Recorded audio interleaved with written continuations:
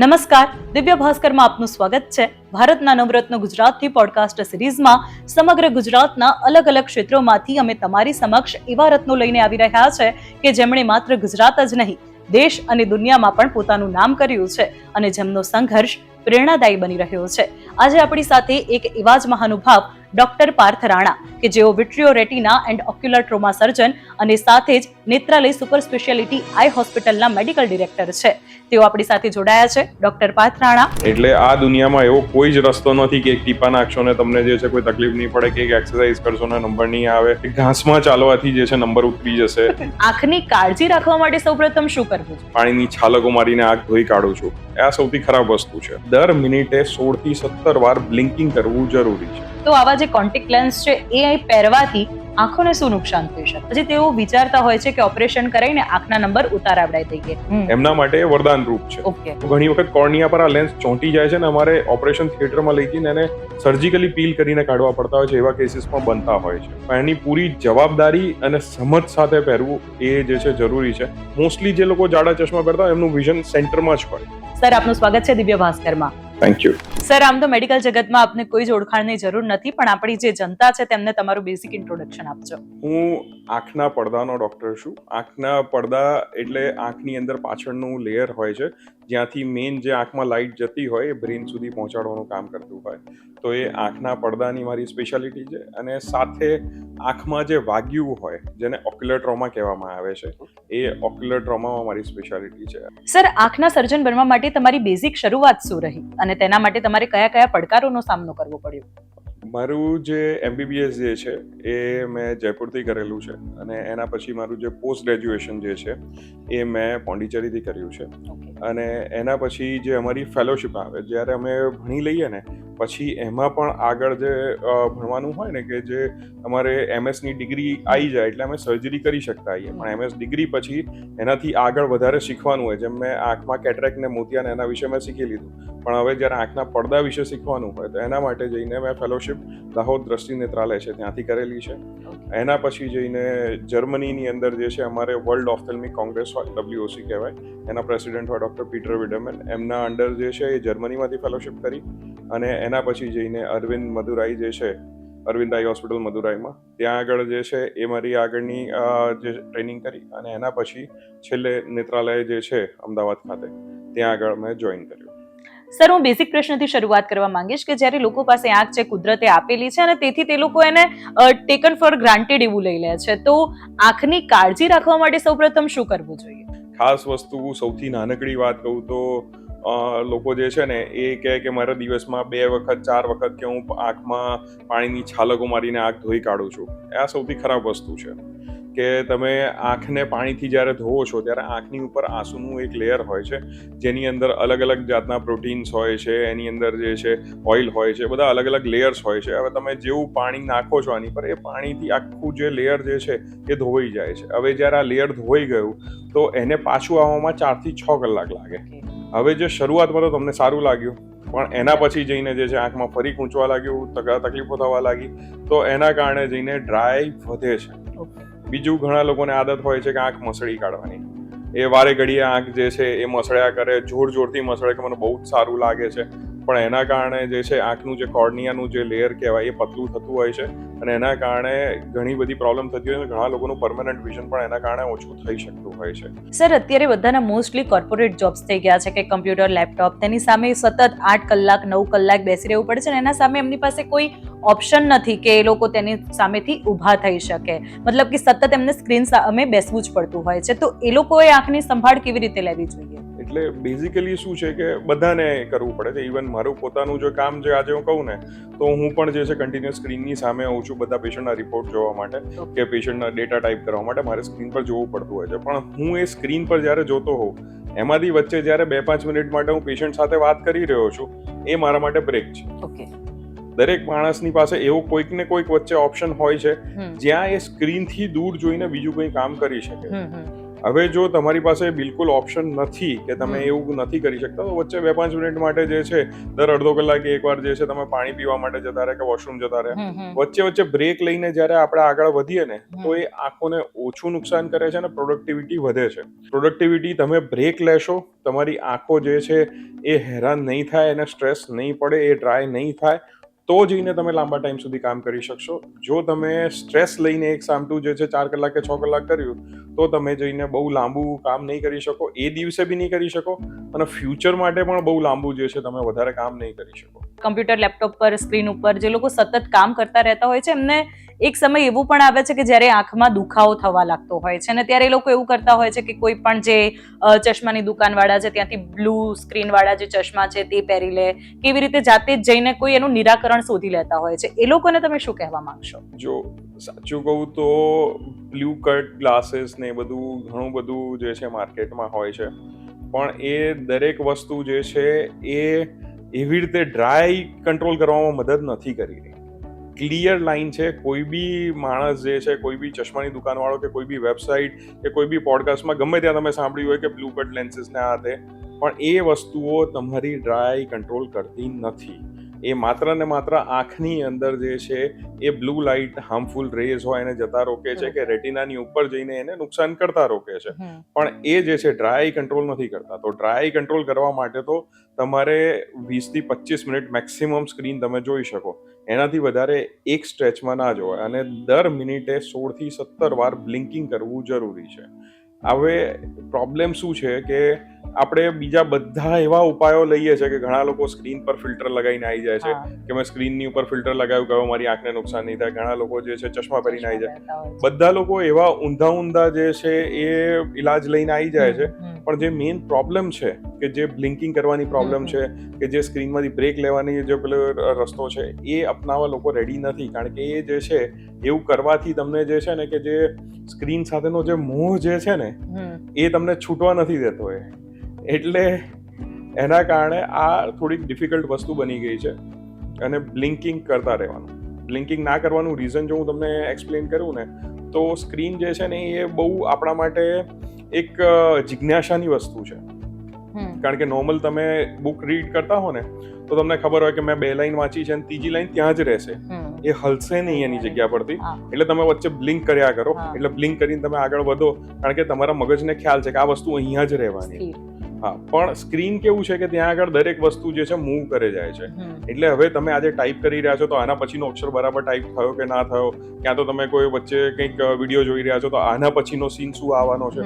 સો આ દરેક વસ્તુ કેવી તમારે થતી હોય છે કે જેને તમારા મગજને જિજ્ઞાસા છે એના પછી શું થવાનું છે, અને એના કારણે તમે બ્લિંક કરવાનું ભૂલી જાઓ. હવે બ્લિંક કરવાનું ભૂલી જાઓ એના કારણે આંખની ઉપરનું જે લેયર જે છે ને એ તો હવાના સીધા કોન્ટેક્ટમાં આવે છે. જેમાં આપણે આ ટેબલ પર બી પાણીનું ટપકું પડ્યું હોય ને તો એ 2 મિનિટમાં ઉડી જશે, કારણ કે હવાના કોન્ટેક્ટમાં છે ને એ હવામાં પાણી જે છે ભળી જશે. સેમ રીતે આંખની ઉપર જે આંસુનું લેયર જે છે ને એ પણ જે છે હવામાં ભળી જાય છે અને આંખો ડ્રાય થઈ જાય છે. અને આપણે બ્લિંક કરીએ તો અહીંયા ઉપર ગ્રંથિઓ છે જેની અંદરથી પાણી જે છે એ સ્ક્વીઝ થાય અને પાણી આવી જાય આંખની ઉપર અને એ આંસુનું લેયર ફરીથી બની જાય. પણ આપણે બ્લિંક કરવાનું ભૂલી જઈએ અને આ આંસુનું લેયર ઉડી જાય અને લોંગ ટાઈમ માટે આવું કરીએ તો આ ગ્રંથિઓ જે પાણી બનાવી રહી છે ને એ પણ પાણી બનાવવાનું ઓછું કરી દે, એટલે પરમેનન્ટ ડ્રાય આવી થઈ. સર, આ તો આપણે યુવાનોની વાત કરી, કોર્પોરેટ એમ્પ્લોઈઝની વાત કરી કે જેમને સ્ક્રીન સામે કામ કરવું પડતું હોય છે ને એના કારણે આંખમાં કંઈક તકલીફ થતી હોય છે કે પ્રોબ્લેમ થતા હોય છે. પણ જ્યારે આપણે નાના બાળકોની વાત કરીએ કે અત્યારે જે 4થા, 5મા, 6ઠ્ઠા ધોરણમાં ભણતા બાળકો છે, 8-10 વર્ષના બાળકો છે, એમને આંખે નંબર આવી જતા હોય છે, ચશ્મા આવી જતા હોય છે, અને એ પણ બાટલી કાચ જેવા જે ચશ્મા આવી જતા હોય છે. તો એ લોકોને આવા ચશ્માના નંબર ન આવે એના માટે શું કરવું જોઈએ, એના માટે શું કાળજી મા બાપે રાખવી જોઈએ, અને જો આવા નંબર આવી ગયા છે તો આગળ શું કરી શકાય તેના વિશે જણાવજો. આને માયોપિયા કહેવાય. માઇનસ નંબર જે આવતા હોય છે ને એને મેડિકલ લેંગ્વેજમાં માયોપિયા કહેવાય. માયોપિયા જે છે ને એ અત્યારે પેન્ડેમિક થવા જઈ રહ્યું છે. પેન્ડેમિકનો મતલબ જેમ કોરોના હતું ને પેન્ડેમિક વર્લ્ડ વાઇડ, એ જ રીતે માયોપિયા પેન્ડેમિક થવા જઈ રહ્યું છે. લગભગ 2050 સુધીનો એવો એસ્ટિમેટ છે કે વર્લ્ડમાં દર બીજા માણસને માયોપિયા હશે. સો બેઝિક રીઝન જે છે ને એ આની પાછળ જે આપણે જોઈએ ને તો શું છે કે નિયર વર્ક જે છે ને અત્યારે આપણે બહુ વધારે વધી ગયું છે. પહેલાના જમાનામાં જે છે આપણે જોઈએ કે નોર્મલી જે છે કે બધા બાળકોને બહાર છૂટા રમવા મોકલતા હતા, થોડી વાર દરરોજ સાંજે 2 કલાક કંઈક રમીને આવે કરે, અને મેઇન એક્ટિવિટી બધી આઉટડોરની હોતી હતી. હવે શું થયું છે કે પોસ્ટ કોરોના અમે જે ચેન્જીસ જોઈએ છે ને, તો બાળકોને જ્યારે અમારી પાસે આવે કે એને તકલીફ થઈ રહી છે, અમે પૂછીએ કે ભાઈ તમારું આખા દિવસનું કામ શું હોય, તો કે સવારે ઉઠીએ છે, સવારે ઉઠીને રેડી થઈને સ્કૂલમાં જતા રહ્યા, સ્કૂલમાં અંદર બેઠા છે, સ્કૂલમાં અંદર જ ભણીને આવ્યા, ઘરે પાછા આવ્યા, ઘરમાં અંદર બેસાડી દીધા, એમને જમવા માટે મોબાઈલ આપવામાં આવ્યો છે, જમીને બેઠા છે તો થોડીક વાર હોમવર્ક કરવા માટે એમને ટેબ આપ્યું છે કે નજીક બેસીને ટેબ જોઈ રહ્યા છે, એના પછી કંઈક જે છે ઘરની અંદર જ કંઈક ફરી લીધું ને પાછું જઈને જે છે એ ટીવી જોઈને જે છે ઊંઘી ગયા. આખો દિવસ તમે અંદર જ્યારે ઘરમાં એક્ટિવિટી કરો છો, તમારું ડિસ્ટન્સ તમારે જોવાનું થતું જ નથી વધારે, તો તમારું જે છે આંખો ઇવોલ્વ થાય છે, અને ઇવોલ્વ થઈ અને એ તમને નજીકનું સારું જોવા માટે હેલ્પ કરી રહી છે, પણ દૂરના નંબર જે છે ને તમારે આવી રહ્યા છે પછી. એટલે એક રીતે આ પાર્ટ ઓફ ઇવોલ્યુશન છે, અને એનું જે છે તમારે રોકવું હોય તો એક જ સિમ્પલ રસ્તો છે કે તમારે આઉટડોર એક્ટિવિટી વધારવી પડે. આઉટડોર એક્ટિવિટી વધશે, દૂરનું જોવા માટે આપણે જેટલું વધારે કોશિશ કરીશું, જેટલું વધારે આપણે ફોર્સ કરીશું, એટલા જે છે એ તમારે દૂરના નંબર જે છે એ વધારે ના આવે, તમને વધારે પ્રોબ્લેમ ના થાય, અને તમે જે છે એ આગળની જનરેશન્સને પાસ ઓન નહીં કરો. મેઇન પ્રોબ્લેમ અત્યારે જેટલા મધર ફાધર્સને આપણે જોઈશું કે જેમને માઇનસ નંબર છે, એમના છોકરાને માઇનસ નંબર આવવાના ચાન્સીસ બહુ જ હાઈ છે, કારણ કે એ લોકો જે છે એ એમને જનરેશનને પાસ ઓન કરી રહ્યા છે, એમના ડીએનએ ની અંદર આ વસ્તુ જઈ રહી છે. સો ઇટ્સ ઓલવેઝ નેસેસરી કે તમે પોતે અને તમારા બાળકોને આઉટડોર એક્ટિવિટીઝમાં જે છે ને એ થોડાક ઇન્વોલ્વ કરો, તો આગળની જનરેશન્સને જે છે ને એ મદદ મળે. અધરવાઇઝ મેં જે પ્રમાણે કીધું કે પ્રેડિક્શન એવું છે જ 2050 સુધી, અને અમે તો એકચ્યુઅલી એવું માનીએ છીએ કે ઇવન એનાથી પણ વહેલું એવું હશે કે લોકોને જે છે ઓલમોસ્ટ દર બીજા માણસ માઇનસ નંબરના જાડા ચશ્મા પહેરતું હશે. સર, અત્યારના યંગસ્ટર્સની અંદર એક ટ્રેન્ડ ચાલે છે કે મેચિંગ કપડાં, મેચિંગ હેર ને મેચિંગ આઈ લેન્સીસ એ લોકો પહેરતા હોય છે, તો આવા જે કોન્ટેક્ટ લેન્સ છે એ પહેરવાથી આંખોને શું નુકસાન થઈ શકે છે? એટલે કોન્ટેક્ટ લેન્સીસ જે છે ને એક રીતે બહુ યુઝફુલ છે જે લોકોને વધારે ચશ્માના નંબર છે, જેવું તમે કીધું કે જાડા ચશ્મા જે લોકોને પહેરવા પડે છે, એમના માટે વરદાન રૂપ છે કે જે લોકોના ચશ્માના નંબર ઉતરી શકતા નથી અને એ લોકોને જાડા ચશ્મા પહેરવા પડે છે, એ લોકો માટે તો એ વરદાન છે કે એ કોન્ટેક્ટ લેન્સ પહેરે તો એકદમ નોર્મલ વિઝન એમને જે છે મળી જતું હોય છે.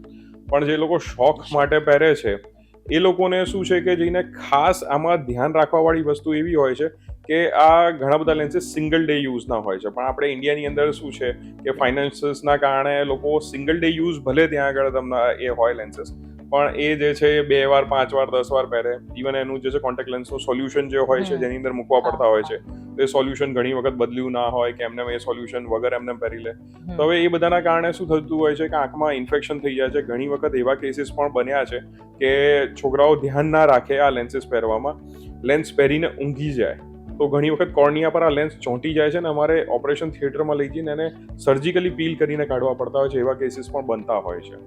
એટલે કોન્ટેક્ટ લેન્સ પહેરવું ખરાબ વસ્તુ નથી, પણ એની પૂરી જવાબદારી અને સમજ સાથે પહેરવું એ જે છે જરૂરી છે. કારણ કે મોટાભાગના લોકો ચશ્માની દુકાને જઈને કહી દેશે કે મારે કોન્ટેક્ટ લેન્સ જોઈએ છે, ચશ્માની દુકાનથી તરત સીધા હાથમાં આપી બી દેવામાં આવશે કે લો આ તમારા કલરના કોન્ટેક્ટ લેન્સ, પણ એમને એક્સપ્લેન નહીં કરવામાં આવે કે તમારે શું કરવાનું, શું નથી કરવાનું, શું વસ્તુ ધ્યાન રાખવાની, આનું કોઈ જે છે ને એ એક્સપ્લેનેશન આપવામાં નથી આવતું, અને એના કારણે ઘણા બધા લોકોને સિરિયસ ઇન્જરીઝ આંખમાં થઈ શકતી હોય છે. સર, તમે હમણાં કીધું કે લોકો ચશ્મા નથી પહેરવા હોતા એટલા માટે લેન્સીસ પહેરતા હોય છે, તો મારો પ્રશ્ન એ જ છે કે જેને નંબર છે આંખના, તો એ લોકોએ ચશ્મા પહેરવા વધારે સારા કે પછી લેન્સીસ પહેરવા વધારે સારા? એટલે જો ડે ટુ ડે માં આપણે જોઈએ અને ઓછા નંબર વાળા લોકો, જેમ મારે જે છે એ ઓછા નંબર છે, તો હવે હું ચશ્મા વગર જ્યારે આજે કામ કરી શકું છું, આજે હું ચશ્મા કાઢી દઉં તો પણ મારું લખવા વાંચવાનું છે, ડ્રાઇવિંગ છે, બાકી બધું કામ છે હું કરી શકતો છું. તો હવે જ્યારે આટલા ઓછા નંબર હોય તો ત્યારે જરૂરી નથી કે તમારે કોન્ટેક્ટ લેન્સ પહેરવા, પણ જ્યારે વધારે નંબર હોય કે 3 થી વધારે નંબર હોય, એ લોકોને લખવા વાંચવામાં ડિફિકલ્ટી પડતી હોય, એ લોકો ડ્રાઇવિંગ ના કરી શકતા હોય ચશ્મા વગર, આજે વરસાદ પડ્યો અને 2 વ્હીલર ચલાવવાનું છે, it's not possible for them to drive. So હવે આવા કેસીસ છે કે જ્યાં આગળ એમના માટે ડિસેબિલિટી બની ગયું છે, તો હવે આ લોકોને ક્યાં તો ચશ્માના નંબર કોઈ પણ રીતે ઉતારી દેવા જોઈએ, અને ઉતારી શકાય એમ નથી, એમની આંખમાં બીજી કોઈ તકલીફ છે જેની સાથે એ લોકો ઉતારી નથી શકતા, તો એમના માટે કોન્ટેક્ટ લેન્સ જે છે ને એ વરદાન રૂપ છે. કારણ કે કોન્ટેક્ટ લેન્સ પહેર્યા પછી એમને આખો પેનોર્મિક વ્યૂ મળે છે. ઓકે. તમે આજે ચશ્મા નથી પહેર્યા એટલે તમને વધારે ખ્યાલ નથી આવી રહ્યો, પણ જે લોકોને જાડા ચશ્મા હોય ને એ લોકો જેમ આપણે પેલું પાઇપમાંથી જોતા હોઈએ તો કેવું દેખાય, એકદમ વચ્ચેનું દેખાય, સાઈડનું વધારે ના દેખાય. મોસ્ટલી જે લોકો જાડા ચશ્મા પહેરતા હોય એમનું વિઝન સેન્ટરમાં જ હોય. સાઈડનું વિઝન જે છે ને એ ઓલમોસ્ટ પોસિબલ જ એ લોકો માટે ના હોય, કારણ કે એમના નંબર એટલા વધારે છે કે સાઈડનું વિઝન એ વધારે જોઈ ના શકતા હોય. તો એ લોકો જ્યારે કોન્ટેક્ટ લેન્સ પહેરે છે ને તો એમને પેનોર્મિક વ્યૂ મળે છે, આખું જે છે ને એક સાથે એ લોકો જોઈ શકતા હોય છે, અને દેટ ઇઝ રિયલી ગુડ. મતલબ એમના માટે એ મેં કીધું ને એક પ્રોપર ટર્મ છે કે વરદાન રૂપ એ વસ્તુ છે. સર, તમે કીધું કે આંખના જે નંબર છે તે ઉતરાઈ દેવા જોઈએ, તો ઘણા લોકો કે જેમને આંખના નંબર હોય છે તેઓ લાંબા સમય સુધી ચશ્મા પહેરતા હોય છે, પછી તેઓ વિચારતા હોય છે કે ઓપરેશન કરાવીને આંખના નંબર ઉતારાવડાવી દઈએ, પણ ઘણા લોકો એમને એવી સલાહ આપતા હોય છે કે ના કે આંખનું ઓપરેશન તો ના કરાવે, આંખ ખરાબ થઈ જાય, એના કરતાં તો ચશ્મા પહેરાવવા વધારે સારા. તો એને લઈને તમે શું કહેશો? જો લેસિક સર્જરી જે આપણે જે ચશ્મા નંબર ઉતારવાની છે એ બહુ જૂની સર્જરી છે. It's been around more than 20 years, 20 વર્ષ પહેલાથી આ સર્જરીઝ થઈ રહી છે અને અત્યારે બહુ ઇવોલ્વ થઈ ચૂકી છે. આ આંખની અંદરની ઓપરેશન કોઈ નથી, આંખની ઉપરનું જે કોર્નિયાનું લેયર હોય એને થોડુંક પતલું કરવામાં આવતું હોય છે ને એનાથી આ સર્જરી થતી હોય છે. આ સર્જરી બહુ નાની છે, એવું નથી કે આની અંદર કોઈ જ કોમ્પ્લિકેશન ના હોય. ઓબ્વિયસલી આપણે પાણીપુરી ખાવા જઈએ ને એના કોમ્પ્લિકેશન હોય, એમાં લોકોને ડાયરિયા થઈ શકતા હોય છે. સો ઓબ્વિયસલી કોમ્પ્લિકેશન દરેક વસ્તુ ના હોય, પણ આ જે છે લેસિક સર્જરી બહુ રિફાઇન્ડ સર્જરી છે. નોર્મલી જલ્દીથી કોઈને કોમ્પ્લિકેશન થતા નથી હોતા. લાખો લોકોને સર્જરી થતી હોય ત્યારે કોઈ એકાદ જણાને કોઈ માઇન્યુટ કોમ્પ્લિકેશન એ પણ જો સરખું ધ્યાન ના રાખો તો થઈ શકતું હોય છે. અધરવાઇઝ જે છે એ આમાં કોઈ વધારે પ્રોબ્લેમ હોતી નથી. જો કોઈને લેસિક સર્જરી કદાચ ના થઈ શકતી હોય, અમુક લોકોને કોર્નિયાની થિકનેસ ઓછી હોય કે બીજી કંઈ પ્રોબ્લેમ હોય, તો પછી જઈને એમાં ICL સર્જરી કરવામાં આવે છે કે આંખની અંદર લેન્સ મૂકવામાં આવે છે. એ સર્જરી પણ નાનકડી 10-15 મિનિટની જ હોય છે. એટલે અલગ અલગ રીતે જે છે ચશ્માના નંબર ઉતરી શકતા હોય છે, પણ મેઇન વસ્તુ છે કે ચશ્માના નંબર તમારે ઉતારવાની જરૂર છે કે નહીં.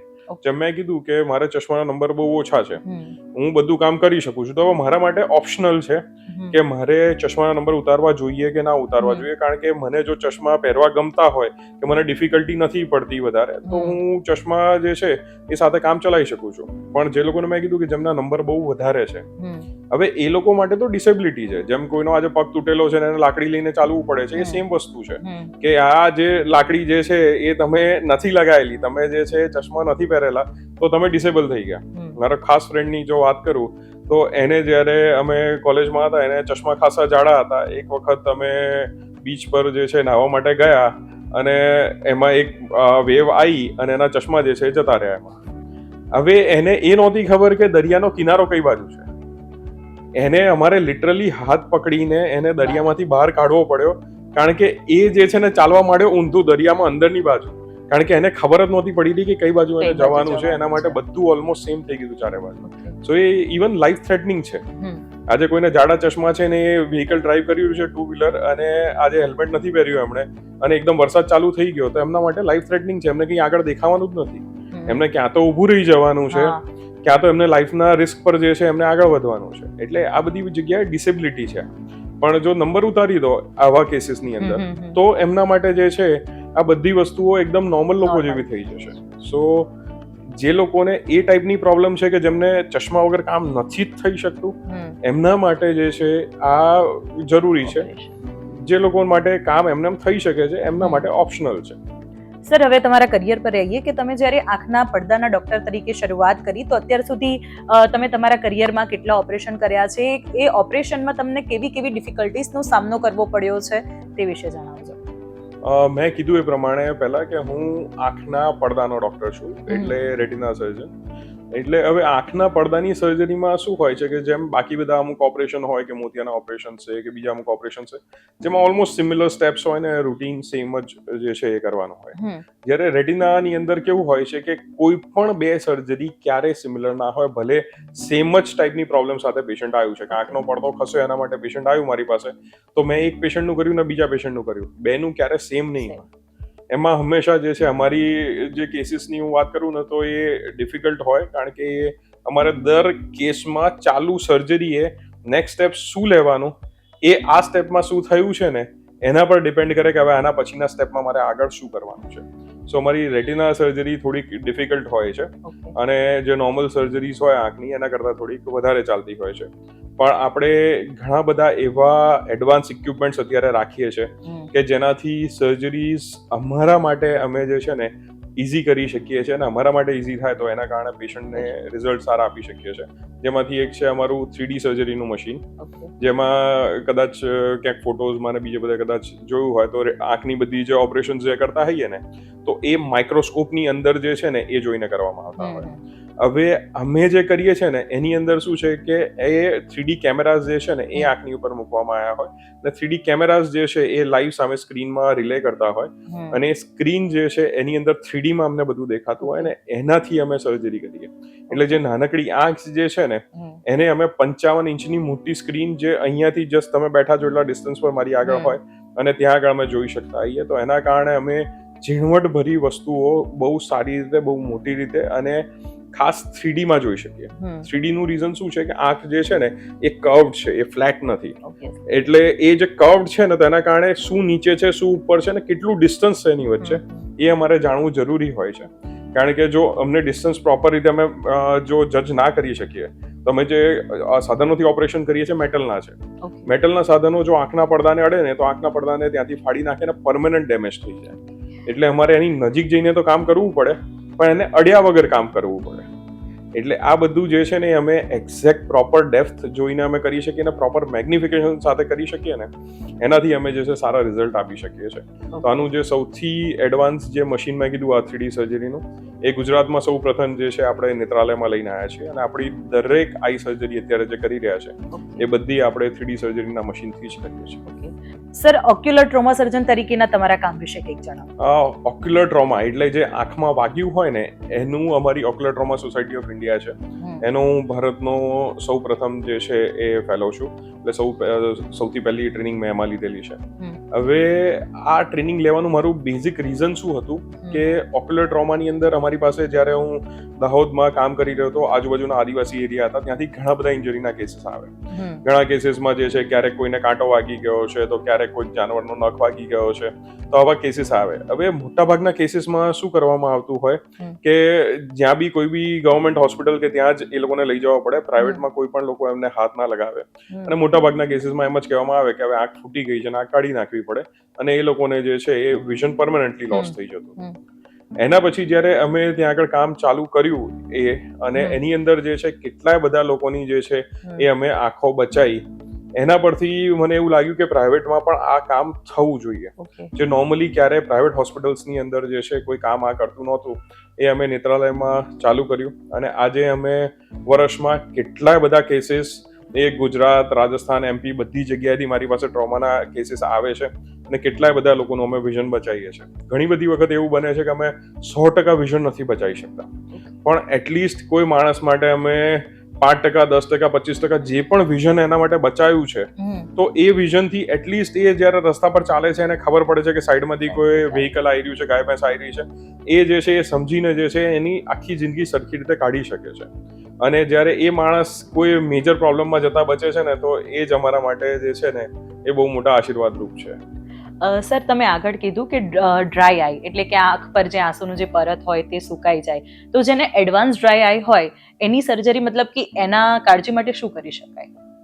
એટલે બેઝિકલી શું છે કે ડ્રાય આઈમાં શરૂઆત જે આપણે ટ્રીટમેન્ટથી કરતા હોઈએ છીએ ને અમુક ડ્રોપ્સથી, ઓઇન્ટમેન્ટ્સથી અને અમુક ગોળીઓ સાથે આપણે ટ્રીટમેન્ટ ચાલુ કરતા હોઈએ છીએ.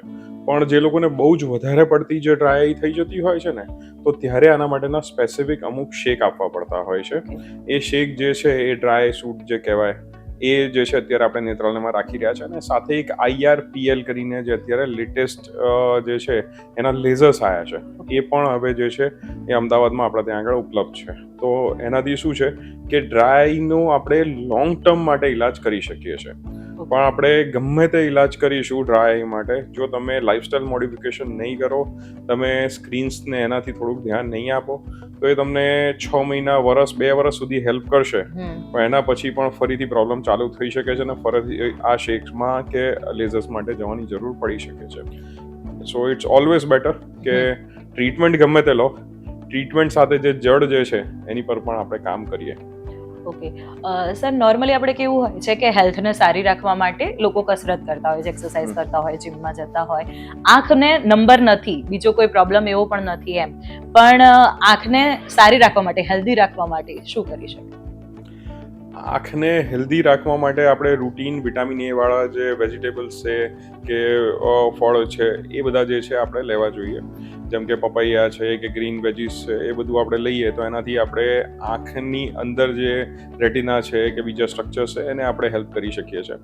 પણ ઘણી જગ્યાએ તમે રિક્ષાઓની પાછળ વાંચ્યું હશે કે કોઈક જગ્યાએ કોઈ રીલ્સમાં પણ જોયું હશે કે આ એક્સરસાઇઝ કરો, ચશ્માના નંબર ઉતારો, કે આ એક્સરસાઇઝ કરો અને તમને જે છે એ કંઈ જ નહીં થાય, કે આ તમે ડ્રોપ્સ નાખો અને એ ડ્રોપ્સ નાખવાથી તમને મોતિયો નહીં આવે. આ બધું જે છે એ બિલકુલ ફાલતુ વસ્તુઓ છે. આમાં ક્યારે પડવું જોઈએ નહીં. કેટલા બધા લોકોએ લાખો રૂપિયા આની અંદર ગવાયા છે, કેટલું મતલબ એમનો ટાઈમ વેડફ્યો છે, અને પછી જઈને જે છે એ લોકો સમજતા હોય છે કે આ બધી વસ્તુઓ બહુ ફાલતુ છે. ઇન્ડિયા એકચ્યુઅલી એટલો મોટો દેશ છે કે એમાં શું છે કે તમે 1000 લોકોને ઉલ્લુ બનાયા તો એ 1000 જે છે ને એ બીજા જે 1000 નેક્સ્ટ ઉલ્લુ બનવાના છે ને ત્યાં સુધી પહોંચી નથી શકતા હોતા. એટલે એ જે લોકો આવી રીતે આ ઉલ્લુ બનાવવાવાળા લોકો છે એ આગળ ફર્યા કરે છે. ઇવન બહુ મોટી કંપની છે જે મતલબ આયુર્વેદિક બધા જે છે એ વસ્તુઓ બધી આપવા માટે પ્રમોટ કરે છે. એમને હાઈકોર્ટનો ઓર્ડર આવ્યો હતો ને પછી સુપ્રીમ કોર્ટનો પણ ઓર્ડર આવ્યો, અને એમણે ન્યૂઝપેપરમાં છાપીને જે છે એ એપોલોજી આપી હતી કે જે એમના ડ્રોપ્સ જે છે એ જે અત્યારે માર્કેટમાં બધે દરેક કાઉન્ટર પર પડ્યા હોય છે એ પહેલા કહેતા હતા કે એનાથી જામણ નહીં થાય, મોતિયો નહીં થાય, અને એમણે જે છે માફી માંગી હતી આ વસ્તુ માટે કે એવી કોઈ વસ્તુઓ એમની દવા કરી નથી શકતી. એટલે આ દુનિયામાં એવો કોઈ જ રસ્તો નથી કે એક ટીપા નાખશો ને તમને જે છે કોઈ તકલીફ નહીં પડે, કે એક એક્સરસાઇઝ કરશો ને નંબર નહીં આવે, કે ઘાસમાં ચાલવાથી જે છે નંબર ઉતરી જશે ખુલ્લા પગે રાખીને. એ પણ સાંભળ્યું છે કે ચપ્પલ પહેર્યા વગર ખુલ્લા પગે ઘાસમાં ચાલવું જોઈએ. બિલકુલ બિલકુલ. એટલે આ બધી વસ્તુઓ બહુ શું કહેવાય ફાલતુ છે કે જે તમારો ટાઈમ બગાડે છે, તમારા પૈસા બગાડે છે, કે તમને સાયકોલોજીકલ સ્ટ્રેસ આપે છે કે જેને કે મેં આટલું કર્યું, મેં આટલા ધ્યાનથી કર્યું ને કેમ ના થયું. So it's a wrong thing. So તમારે કંઈ બી વસ્તુ કરવી છે પહેલાં તમારા નજીકના આઈ સર્જનની જોડે વાત કરી અને ડિસ્કસ કરીને જ તમારે કંઈ કરવું જોઈએ. ઓકે સર, આપણે સર્જરીની વાત કરી કે નેત્રાલય સુપર સ્પેશિયાલિટી આઈ હોસ્પિટલની અંદર ઘણી બધી પ્રકારની સર્જરીઝ થતી હોય છે. આંખમાં વાગ્યું છે કે રેટિનાને નુકસાન થયું છે એની સર્જરી થતી હોય છે. તો એ સર્જરી કરવા માટેના કયા કયા ઇક્વિપમેન્ટ્સ આપના ત્યાં આ સ્પેશિયાલિટીમાં છે? એટલે પહેલું તો નેત્રાલયની અંદર આપણી પાસે દરેક આંખની સુપર સ્પેશિયાલિટી છે ને એના બધા ડોક્ટર્સ છે. જેમ રેટિના અને ઓક્યુલોટ્રોમાના ડોક્ટર છે, સાથે જઈને ઝામર જે કહેવાય ગ્લાકોમા એના સ્પેશિયાલિસ્ટ છે, કોર્નિયા એટલે આંખની જે કીકી હોય એના સ્પેશિયાલિસ્ટ છે, સાથે બાળકોના જે આંખના સ્પેશિયાલિસ્ટ હોય એ પણ છે, સાથે જઈને ઓક્યુલોપ્લાસ્ટી એટલે આંખની પાપણ કે આંખની આજુબાજુમાં બીજા કોઈ કેન્સર કે બીજી કોઈ પ્રોબ્લેમ્સ હોય એના સ્પેશિયાલિસ્ટ છે, સાથે આંખની આજુબાજુના જે હાડકા જે છે ને એને OMFS ના ડોક્ટર કહેવાય એ પણ આપણા ત્યાં છે. એટલે દરેક સ્પેશિયાલિટીના બધા ડોક્ટર્સ જે છે એ આપણા ત્યાં એક છત નીચે છે. અને આ મોસ્ટલી દરેક જેટલી સ્પેશિયાલિટી છે ને એ બધા માટેના જે જરૂરી મોસ્ટ એડવાન્સ ઇક્વિપમેન્ટ્સ હોય એ બધા આપણે અત્યારે નેત્રાલયમાં રાખીએ છીએ. જેમાં આપણે રેટિના માટે જે છે એ હમણાં જ એક મશીન જે છે થોડાક 1-1.5 મહિના પહેલા જ આપણે ઇન્સ્ટોલ કરાયું છે, જે ઇન્ડિયામાં સૌથી ફર્સ્ટ છે કે જેમાં રેડ, ગ્રીન, બ્લુ 3 લેઝર સાથે રેટિનાની એન્જિયોગ્રાફી થઈ શકે એ ટાઈપનું મશીન મૂક્યું છે, જેનાથી ઘણા બધા કેસીસમાં બહુ જ જલ્દી આપણે જે છે એ ડાયગ્નોસિસ કરી અને વિઝનમાં નુકસાન થાય પહેલાં આપણે ટ્રીટમેન્ટ આપી શકતા હોઈએ છીએ. ડ્રાય માટેના જે ડ્રાય આપણે જે છે એ ચેક કરવાનું મશીન નોર્મલી જે છે ને બધી જગ્યાએ સિમ્પલ દાઢી મુકાઈ અને જોઈ લેવામાં આવતું હોય કે જેને ડ્રાય છે કે નહીં, પણ કેટલા પર્સન્ટેજમાં છે એ જલ્દી જોઈ ના શકાતું હોય. તો આપણી પાસે એવા મશીન છે જેમાં અલગ અલગ ટેસ્ટ કરીને આપણે પર્સન્ટેજમાં જે છે એ ડ્રાય કેટલી છે જાણી શકીએ. એના પછી જઈને આપણે દવા આપવી છે કે શેક આપવા છે કે લેઝર આપવું છે એ નક્કી કરીએ, અને એ આપ્યા પછી પણ કેટલો અસર આવ્યો છે પેશન્ટને એ આપણે પર્સન્ટેજમાં પેશન્ટની સામે જ બતાવી શકીએ કે આટલા પર્સન્ટેજમાં તમને હેલ્પ મળી છે. સો એ બધા મશીન્સ પણ આપણે રાખીએ છીએ. 3D સર્જરીનું મશીન મેં તમને કીધું કે જેનાથી આપણે બધી જે આંખની સર્જરી છે એ કરીએ છીએ, એ પણ સૌથી એડવાન્સ છે, ગુજરાત માટે યુનિક મશીન છે અત્યારે. સો એવા ઘણા બધા ઇક્વિપમેન્ટ્સ છે કે જે વન ઓફ ધ ફર્સ્ટ આપણે જે છે એ ગુજરાતમાં લઈને આવ્યા છીએ. અને અત્યારે જે લોકોને પહેલાં આંખ માટે કંઈ મેજર પ્રોબ્લેમ થાય તો કહેવામાં આવતું હતું કે દિલ્હી જાઓ, ચેન્નઈ જાઓ, હૈદરાબાદ જાઓ. હવે એવું કોઈને કહેવું પડતું નથી.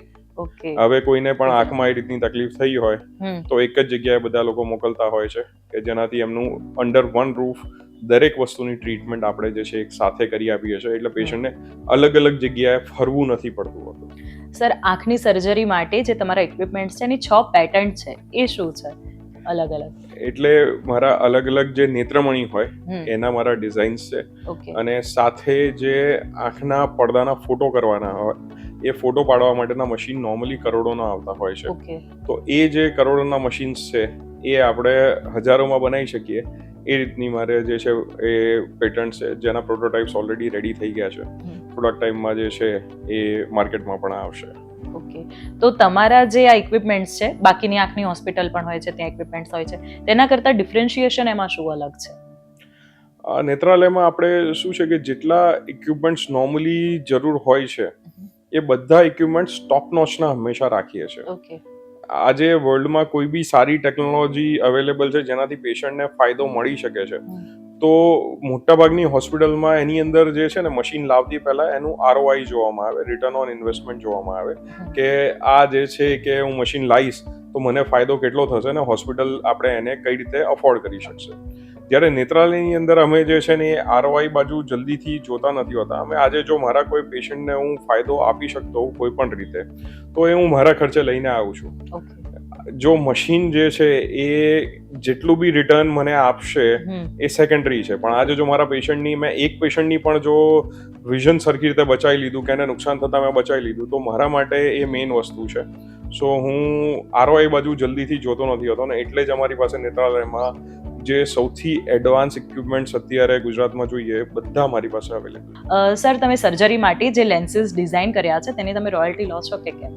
મારા જે મેં લેન્સીસ કીધું કે જે મારા ડિઝાઇન કરેલા લેન્સીસ છે, તો આ લેન્સીસ ની હું કોઈ રોયલ્ટી નથી લેતો. એનું બેઝિક રીઝન એવું છે કે આ લેન્સીસ જે છે ને એ ડિઝાઇન જે કરવામાં આવ્યા હતા ને, તો એ જ્યારે હું મારી ફેલોશિપ કરતો હતો ને દાહોદમાં ત્યારે કરવામાં આવ્યા હતા.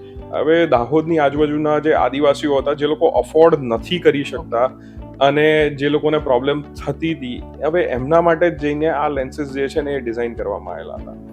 હવે આ જો લેન્સીસમાં હું રોયલ્ટી લેવાનું ચાલુ કરું તો એ લોકોની ઓલરેડી અફોર્ડેબિલિટી નહોતી, જેના માટે અમે જઈને જે લગભગ ડૉક્ટરને જે છે ને એક સર્જરીમાં to the doctor to the hospital જે ખર્ચો થતો હોય, જે 8-10 હજારનો ખર્ચો થતો હોય, એને 1,000-1,200 રૂપિયા સુધી પહોંચાડવા માટે જે છે આ લેન્સીસ અમે બધા બનાવ્યા હતા. હવે આ લેન્સીસ જે છે હું રોયલ્ટી લેવા લાગુ તો પાછો એની પ્રાઇસીસ વધી જાય. સો ત્યારથી માંડીને આજ સુધી મેં ક્યારેય જઈને એ લેન્સીસ પર રોયલ્ટી રાખી નથી કે એ અફોર્ડેબિલિટીનો ઇશ્યુ ક્યારે કોઈ પેશન્ટને ના આવે અને દરેક પેશન્ટ જે છે આ લેન્સીસ અફોર્ડ કરી શકે. સર, તમે જે આ લેન્સીસની વાત કરી તો એ લેન્સીસ છે એને પેટન્ટ કરવાનો આઈડિયા કેવી રીતે આવ્યો તમને? એટલે બેઝિકલી જ્યારે હું ફેલોશિપ કરી રહ્યો હતો મારી, તો એ વખતે અમુક સર્જરીઝ જ્યારે અમને શીખવાડવામાં આવતી હોય તો શરૂઆતમાં બહુ ડિફિકલ્ટી પડતી હોય. ડિફિકલ્ટી જ્યારે આ લેન્સીસમાં અમને જ્યારે પડતી હતી કે જ્યારે આંખમાં મૂકવાના જે અમુક નેત્રમણી આવે તો શું છે કે જે સાદું જે મોતિયાનું ઓપરેશન થતું હોય એમાં તો વાંધો ના આવે, પણ મોતિયાના ઓપરેશનમાં કોમ્પ્લિકેશન થયું તો લેન્સને બાંધીને સૂચરથી કે ગ્લુથી લગાવવો પડે. હવે જે આ સર્જરી જે છે ને એ કરવામાં ખાસો ટાઈમ લાગે અને ખર્ચાળ પણ હોય. આ સર્જરી જે છે લગભગ 1-1.5 કલાક જેવો સમય લાગતો હોય સર્જરી કરવામાં, અને ખર્ચો જે છે નોર્મલ લેન્સ જે મૂકવામાં જે આવતો હોય એના કરતાં 5 થી 10 ગણો જે છે ખર્ચો આવે, સમય લાગે અને સ્પેસિફિક ટ્રેનિંગ જોઈએ આના માટે. તો બધા ડોક્ટર્સ આ સર્જરી કરી પણ ના શકે, અને જે કરી શકતા હોય એમને પણ સમય વધારે લાગી જાય અને એ કોટી અમારું જે છે આખું બુક થઈ જાય એના માટે. તો એ વખતે જઈને અમારે ઘણા બધા ડિસ્કશન્સ થતા હતા કે આ ટાઈપના લેન્સીસ શું કામ નાખવાના કે જેની અંદર તમારે આટલો બધો સમય લાગે છે, આટલી બધી ટેકનોલોજી આગળ વધે છે, આટલું સાયન્સ આગળ વધે છે, તો એવું કેમ ના હોય કે કોઈ સિમ્પલ વસ્તુથી આપણે કરી શકીએ. અને એ ટાઈમે જે છે એ કદાચ તમે પ્રાઇસ ટેગ પેલા જે જોયા હોય, જે નાનકડો ટી પોઈન્ટ હોય એનાથી લટકતા હોય, આપણે કપડામાં પ્રાઇસ ટેગ જે લટકતા હોય છે ને, એ સિમ્પલ જે ડિઝાઇન જે છે ને એ ટી પોઈન્ટ વાળી, એ મેં અમારા જે લેન્સીસ હતા એની પર ઇન્કોર્પોરેટ કરી અને એનાથી જઈને એ ટાઈપના લેન્સીસ બનાવ્યા જેમાં કોઈ સૂચર, કોઈ ગ્લુ લગાવવું નથી પડતું હતું. એ જે ટી પોઈન્ટ હોય ને જેમાં પ્રાઇસ ટેગ લટકી જતો હોય છે, એ જ રીતે જે છે આ ટી પોઈન્ટ પર જે છે નેત્રમણી લટકી જાય એ રીતે જઈને મેં આખા આ ડિઝાઇન કરી. અને એ ડિઝાઇનથી જે 1.5 કલાકની સર્જરી હતી એ લગભગ 15 મિનિટમાં થવા લાગી. અને હવે જે અમારા જે નવા પેટન્ટ્સ અત્યારે આવ્યા છે એ હવે જઈને જે 15 મિનિટની સર્જરી છે ને એ હવે 5 મિનિટમાં થઈ જશે. એ ટાઈપના લેન્સીસ જે છે એ મારા પેટન્ટ જસ્ટ આવ્યા છે, એના ક્લિનિકલ ટ્રાયલ્સ ચાલુ છે અને લગભગ આગળના 3 થી 6 મહિનાની અંદર એ પણ માર્કેટમાં આવી જશે. સર, અત્યારે આપણે દુનિયામાં અને ખાસ કરીને ભારતની અંદર ડાયાબિટીસના પેશન્ટ બહુ વધી રહ્યા છે. ટાઈપ 1 ટાઈપ 2 ડાયાબિટીસ બહુ જ વધી રહી છે. તો ડાયાબિટીસના કારણે આંખને કંઈ નુકસાન થાય કે એવું કંઈ ખરી? બહુ ઇમ્પોર્ટન્ટ સવાલ છે તમારો. બહુ સાચી વાત છે. વર્લ્ડમાં ડાયાબિટીસ જે છે એ બધી જગ્યાએ વધી રહ્યું છે. એમાં પણ જો વર્લ્ડમાં આપણે કેપિટલ કહીએ ક્યાં ડાયાબિટીસનું તો એ ભારત છે, અને ભારતમાં પણ જો આપણે ડાયાબિટીસનું કેપિટલ કહીએ તો એ ગુજરાત છે. કારણ કે ગુજરાતના આપણા લોકોને ગળ્યું બહુ ભાવે, ભાત ખાવા દરરોજ જોઈએ, તો ઘણી બધી એવી વસ્તુઓ છે જેના કારણે ડાયાબિટીસ જે છે એ આપણા લોકોમાં બહુ વધારે છે. સ્થૂળતા ખાસી વધારે છે, તો એ આ વસ્તુને વધારી રહી છે. હવે ડાયાબિટીસ જે છે ને એ આંખોને ઘણું બધું નુકસાન કરે છે. એ આંખોમાં ઝામર જેવા રોગ પણ કરે છે અને ડાયાબિટીક રેટિનોપેથી પણ કરે છે. હવે ડાયાબિટીક રેટિનોપેથી જે છે ને એટલે ડાયાબિટીસના કારણે આંખના પડદા પર થતું નુકસાન, આ એક બહુ સિરિયસ રોગ છે. આમાં અત્યારે આપણે જોઈએ તો કેટલાય બધા લોકો જે છે ને એ આના કારણે આંધળા થાય છે. રીઝન શું છે કે જે શરૂઆતના ડાયાબિટીક રેટિનોપેથીના સ્ટેજીસ છે ને એની અંદર વિઝનમાં કોઈ નુકસાન જ નથી. કે આજે તમારી સામે કોઈ માણસ બેઠો છે જેને ડાયાબિટીસ આજે 2 વર્ષથી 5 વર્ષથી 10 વર્ષથી છે, એને આંખમાં નુકસાન ચાલે છે, પણ એ પેશન્ટને એમ ખ્યાલ જ નથી કે એને જે છે ને કંઈ થઈ રહ્યું છે. કારણ કે આપણે વેઇટ શું કરીએ કે મારી દ્રષ્ટિ ઓછી થાય, કે મને કંઈ તકલીફ પડે, મને કંઈ દુખાવો થાય તો હું ડૉક્ટરને બતાવવા જાઉં. પણ નોર્મલી જે છે જ્યારે કોઈ પ્રોબ્લેમ નથી તો પણ હું યરલી જે મારું ચેકઅપ કરાવું, એવું કોઈ આપણે ડિક્ટમ ક્યાંય માનતા જ નથી. આપણે આવી કોઈ વસ્તુમાં જે છે ને ભારતની અંદર લોકો જે છે એ બિલીવ કરતા જ નથી, અને એ સૌથી મોટી પ્રોબ્લેમ છે. હું સાદી એક સિમ્પલ એક્ઝામ્પલ આપું કે આજે તમારા ઘરમાં સ્કૂટર કે ગાડી તમે રાખતા હો તો દર 6 મહિને તમે સર્વિસ કરાવવા જાઓ. એમાં પ્રોબ્લેમ છે કે નહીં, પણ તમને કોઈએ કીધું છે કે આને દર 6 મહિને સર્વિસ કરાવવાની, એટલે તમે જતા રહો. આજે 50,000 રૂપિયાનું સ્કૂટર છે કે તમારી 10 લાખ રૂપિયાની ગાડી છે, એને તમે જે છે એ દર 6 મહિને કે વર્ષે સર્વિસ કરાવવા એકવાર લઈ જાઓ, પણ તમને જે કુદરતે આ અનમોલ શરીર આપ્યું છે એનું ચેકઅપ જલ્દીથી ના કરાવો. હવે પ્રોબ્લેમ કેવી છે કે જેને ડાયાબિટીસ જે છે ને એવો રોગ છે કે જેની અંદર તમને કોઈ ખબર ના પડે કે શું પ્રોબ્લેમ થઈ રહી છે. રીઝન બિંગ કે જેમ આપણને બીપી છે તો વધી ગયું તો ચક્કર આવવા લાગ્યા, ઘટી ગયું તો તમને આંખે અંધારા આવવા લાગ્યા, તમને ખબર પડી જાય કે આ વધે છે ઘટે છે, કંઈક થઈ રહ્યું છે. તાવ આવ્યો છે તો શરીરમાં કળતર થાય છે કે જેને શરીર ગરમ થાય છે, ખબર પડી જાય. પણ ડાયાબિટીસ વધે છે કઈ રીતે ખબર પડે? ચેક જ કરાવવું પડે. બિલકુલ સાચી વાત છે કે ચેક કર્યા વગર ખબર ના પડે. કે આજે નોર્મલી જે છે જમ્યા પહેલાનો 100 થી નીચે અને જમ્યા પછીનો લગભગ 150 થી નીચે ડાયાબિટીસ હોવો જોઈએ. હવે એ ડાયાબિટીસ આજે જઈને 300 છે, 400 છે, 500 છે, ખબર કઈ રીતે પડવાની? પેશન્ટને તકલીફ શું થવાની છે? કોઈ જ નહીં. કંઈ જ ખબર આની અંદર ના પડે કે જઈને કે આ ડાયાબિટીસ વધારે છે, ને એના કારણે જઈને જે છે ને એ ડાયાબિટીસ શરીરને અંદરથી કોતરી નાખે છે. એટલે એ કિડની પર ઇફેક્ટ કરે છે, આંખો પર ઇફેક્ટ કરે છે, બ્રેઇનમાં ઇફેક્ટ કરે છે, એ શરીરમાં ઘણી બધી જગ્યાએ જે છે એ બધી જગ્યાએ નુકસાન કરે છે અને પછી ખબર પડે છે. સેમ આંખની અંદર મેં કીધું ને એ રીતે કે જઈને પેશન્ટને શરૂઆતના સ્ટેજીસમાં જ્યારે નુકસાન ચાલુ થઈ ગયું છે ત્યારે પેશન્ટનું વિઝન જે છે એ નોર્મલ છે, એને બધું ચોખ્ખું દેખાય છે, ચોખ્ખું વંચાય છે, અને વાંચવા કરવામાં લખવામાં કોઈ તકલીફ નથી પડી. પણ એની આંખની અંદર કેટલા બધા સોજા ચાલુ હોય છે, આંખની અંદર જે છે નાના નાના હેમરેજીસ ચાલુ થઈ ગયા હોય છે, છતાં પેશન્ટને બધું નોર્મલ હોય છે. અને એક દિવસ સડનલી જ્યારે જઈને કંઈક મોટું નુકસાન થાય કે એકદમ બહુ વધારે સોજો આવી ગયો કે પછી આંખમાં હેમરેજ થઈ ગયું કે આંખનો પડદો એની જગ્યાએથી ખસી ગયો, એવા સ્ટેજમાં જે છે પેશન્ટ અમારી પાસે આવે છે. ત્યારે જઈને એને ટ્રીટ કરવું બહુ અઘરું હોય છે અને ખર્ચાળ હોય છે. આની અંદર જે છે અમે જો શરૂઆતના કેસીસમાં જો પેશન્ટ અમારી પાસે આવે તો અમે સિમ્પલ ટીપા ગોળી આપીને કે એનો ડાયાબિટીસ કંટ્રોલ કરીને આ બધી વસ્તુઓ રિવર્સ કરી આપીએ છીએ.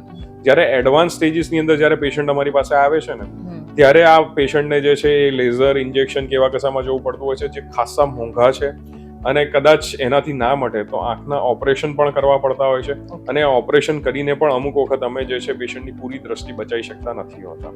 એટલા માટે અમે ઈચ્છતા હોઈએ છીએ કે પેશન્ટ અમારી પાસે વહેલું આવે અને અમે એને જે છે આખી જિંદગી માટે જે છે એ સારું વિઝન ટકાઈને રાખી શકીએ. અધરવાઇઝ જ્યારે લેટ થઈ જાય છે તો ઘણી વખત પેશન્ટ અફોર્ડ પણ નથી કરી શકતા હોતા ટ્રીટમેન્ટ, અને એના કારણે પણ પેશન્ટ ઘણીવાર આંધળું થઈ જાય છે. સો આ ખાસી ડિફિકલ્ટ વસ્તુ છે અને આ લોકોને સમજવાની જરૂર છે કે એમને જો ડાયાબિટીસ છે તો કોઈ પ્રોબ્લેમ નથી, છતાં પણ એમને આંખના પડદાના ડૉક્ટર પાસે જઈને આંખના પડદાનું ચેકઅપ કરાવવું જોઈએ.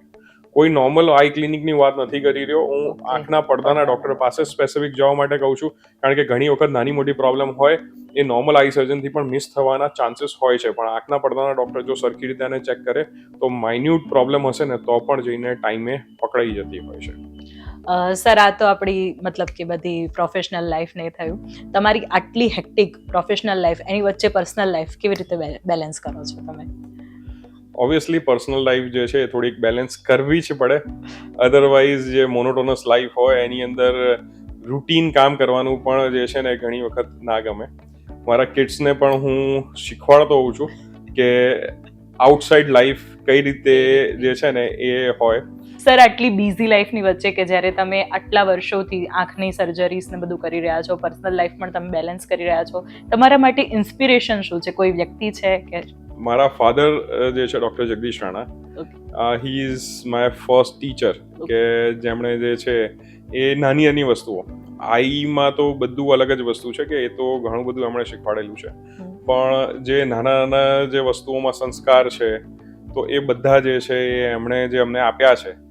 એટલે એ જે મારા મધર ફાધર બંનેનું હું કહું કે કઈ રીતે પૈસા બચાવવાથી માંડીને કઈ રીતે રૂટીન કામ કરવાથી માંડીને પેશન્ટને એઝ અ પેશન્ટ નહીં સમજી અને આપણા ઘરના એક માણસ છે, ઘરના એક વ્યક્તિ છે, એ રીતે તમારે ટ્રીટ કરવાના, એ રીતની જે બધા સંસ્કાર જે અમારામાં અંદર આપેલા છે ને, તો એના કારણે જઈને અમે ઘણું સારું કામ કરી શકીએ છીએ. અને સેકન્ડ છે મારા ટીચર જે ડૉક્ટર મેહુલ શાહ, જેમણે મને સર્જરીઝ મારી શીખવાડી છે, કે જેમની અંડર મેં ફેલોશિપ કરેલી છે.